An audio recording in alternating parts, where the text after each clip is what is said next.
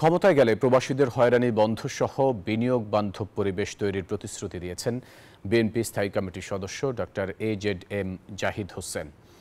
লন্ডনে British Bangladesh chamber of commerce and ইন্ডাস্ট্রির উদ্যোগে একমত বিনিময় সভায় এই অঙ্গীকার করেন তিনি। বলেন, বিএনপির শাসনামলে বিশ্বের সাথে বাংলাদেশের যোগাযোগ এবং ব্যবসা শুরু হয়, যা আজও অব্যাহত রয়েছে।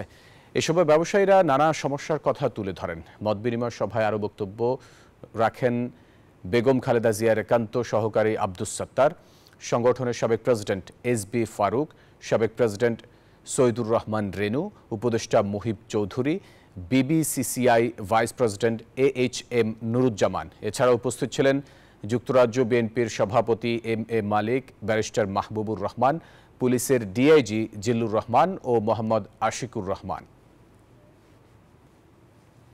আমরা শহীদ রাষ্ট্রপতি জিয়াউর রহমান সাহেবের আমলেই প্রথম এই যে আজকের যে রেমিটেন্স, বিদেশে লোক প্রেরণ, এগুলো মিডল ইস্টেই বলেন, এই ওয়ার্ল্ডে, ডেভেলপ ওয়ার্ল্ডেই বলেন, সবচেয়ে সুবিধা এবং সুযোগ তখনই উন্মোচিত করা হয়েছিল। দল যদি ভবিষ্যতে জনগণের ম্যান্ডেট নিয়ে জনগণের সেবা করার সুযোগ পায়, ডেফিনেটলি আমরা আমাদের সেই যে কমিটমেন্ট অর্থাৎ সুশাসন সে নিশ্চিত করব।